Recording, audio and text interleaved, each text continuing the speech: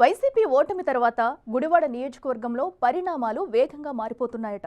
సార్వత్రిక ఎన్నికల్లో పరాజయం పాలై నియోజకవర్గానికి సంవత్సరానికి పైగా దూరంగా ఉన్న మాజీ మంత్రి కొడాలి నాని గుడివాడలో తన పొలిటికల్ ఎంట్రీకి సమయం కోసం ఎదురు చూస్తున్నారట. ఓటమి తర్వాత కొత్త లెక్కలతో మళ్లీ రీఎంట్రీకి రెడీ అవుతున్నారట. అసలు ఇంతకీ కొడాలి నాని రీఎంట్రీకి వేసుకుంటున్న లెక్కలేంటి? మళ్లీ గుడివాడలో ఎలా పావులు కదపాలని చూస్తున్నారు? గుడివాడకు రాష్ట్ర రాజకీయాల్లో ప్రత్యేక స్థానం ఉంది. కృష్ణా జిల్లా గుడివాడ అంటే పొలిటికల్ సర్కిల్స్లో ఎప్పుడు హాట్ గానే నానుతూ ఉంటుంది. గత ఎన్నికల్లో గుడివాడలో 10 ఏళ్ల తర్వాత తిరిగి టీడీపీ జెండా ఎగరడంతో ఏపీ పొలిటికల్ సర్కిల్స్లో ఆ చర్చ మరింత పెరిగింది. గుడివాడలో ఓటమి ఎరుగని నేతగా పేరున్న కొడాలి నాని 2024 సార్వత్రిక ఎన్నికల్లో వైసీపీ నుంచి పోటీ చేసి ఓటమి పాలయ్యారు. టీడీపీ నుంచి పొలిటికల్ ఎంట్రీ ఇచ్చి ఆ పార్టీ వ్యవస్థాపకుడు అన్న ఎన్టీఆర్ సొంత నియోజకవర్గం గుడివాడను కొడాలి నాని తన కంచుకోటగా మార్చుకున్నారు. టీడీపీ నుంచి 2 సార్లు గెలిచిన కొడాలి నాని తర్వాత వైసీపీలో చేరి మరో 2 సార్లు వరుస విజయాలు సాధించారు. అలా వరుసగా 4 సార్లు ఎమ్మెల్యేగా, వైసీపీ ప్రభుత్వంలో మంత్రిగా గుడివాడలో చక్రం తిప్పారు. గత ఎన్నికల్లో టీడీపీ అధిష్టానం ఏరికోరి గుడివాడ నుంచి వెనిగండ్ల రామును బరిలో నిలిపింది.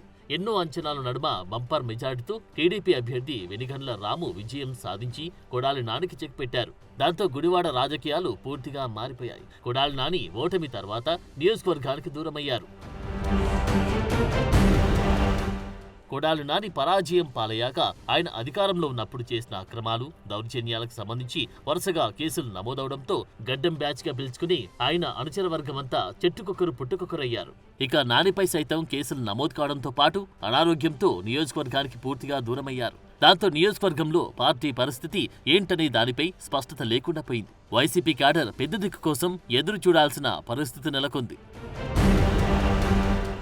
అయితే ఆరోగ్యం కుదుట పడిన కొడాలి నాని బయటకు రావడంతో పాటు కేసుల్లో బెయిల్ సైతం మంజూరు కావడంతో అడపాదడపా నియోజకవర్గానికి వచ్చి వెళ్తున్నారు. కండిషన్తో కూడిన బెయిల్ మంజూరు కావడంతో గుడివాడ స్టేషన్కు వచ్చి సంతకాలు పెట్టి వెళ్తున్నారు. కోర్టుకు హాజరవడానికి అడపాదడపా గుడివాడ వస్తున్నారు. నియోజకవర్గంలో రాజకీయ పర్యటనలు లేకపోయినా నేతలను కలుస్తూ పార్టీ పరిస్థితిని అడిగి తెలుసుకుంటున్నారంట. ప్రస్తుతం గుడివాడలో కొడాలి నాని యాక్టివ్గా లేకపోయినా నియోజకవర్గంలో రాజకీయాలను మాత్రం ఫాలో అవుతున్నారంట. పార్టీ కార్యక్రమాల్లో సైతం పాల్గొనడం లేదు.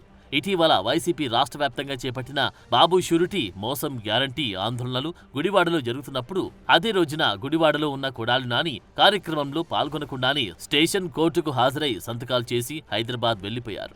నియోజకవర్గంలో ఉండి కూడా కనీసం పార్టీ కార్యక్రమాల్లో పాల్గొనకుండా వెళ్లడంతో పార్టీ నేతలు ఒకంత అసహనం వ్యక్తం చేశారు. ఒకవైపు నియోజకవర్గంలో వరుసగా నేతలపై దాడులు, అరెస్టులు, కేసులు కొనసాగుతున్నా పార్టీ కార్యక్రమంలో పాల్గొనకుండా తన సందేశాన్ని ఇవ్వకుండా కొడాలి నాని సైలెంట్ అవడంతో అసలు ఎందుకు నాని మౌనంగా ఉంటున్నారన్నది వైసీపీ శ్రేణులకి అంతుపట్టడం లేదంట. భయపడ్డారా లేదా మరేదైనా వ్యూహంలో భాగంగా అడుగులు వేస్తున్నారా అన్న చర్చ మొదలైంది. అయితే ఘోర పరాజయం తర్వాత నియోజకవర్గంలో నెలకొన్న పరిణామాల దృష్ట్యా కొడాలి నాని తెరవెనుక నుంచి వ్యూహాత్మకంగా పావులు కదుపుతున్నారట. అందులో భాగంగానే మాజీ మంత్రి కటారి ఈశ్వర్ను గుడివాడలో సైలెంట్గా రంగంలోకి దింపారన్న చర్చ ఇప్పుడు గుడివాడ రాజకీయాల్లో పెద్ద ఎత్తున నడుస్తోంది. చెన్నారెడ్డి ముఖ్యమంత్రిగా ఉన్న సమయంలో కేబినెట్ మంత్రిగా పనిచేసిన కటారి ఈశ్వర్ అన్ని పార్టీలు మారి చివరికి తటస్థంగా ఉన్నారు. అయితే అనూహ్యంగా గుడివాడలో ప్రత్యక్షం కావడం అందరినీ ఆశ్చర్యపరుస్తోంది.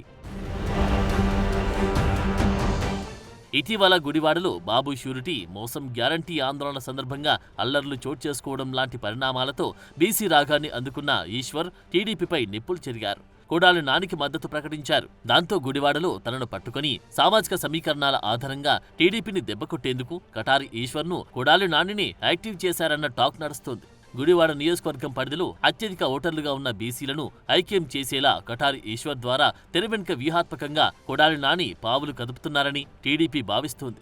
గుడివాడ నియోజకవర్గంలో అత్యధిక ఓటర్లుగా బీసీ కులాల్లో ఉన్న యాదవ, గౌడ, కళింగ, రజక, కొప్పుల, వెలమ సామాజిక వర్గాలకు దగ్గరయ్యే ప్రయత్నంలో భాగంగానే ఈశ్వర్ను అనూహ్యంగా తెరపైకి తెచ్చారని అంటున్నారు. టీడీపీలో చీలికలు తెచ్చేందుకు నాని తెరవెనుక నుండి ఈశ్వర్ ద్వారా దెబ్బ కొట్టాలని చూస్తున్నారని టీడీపీ నేతలు భావిస్తున్నారు.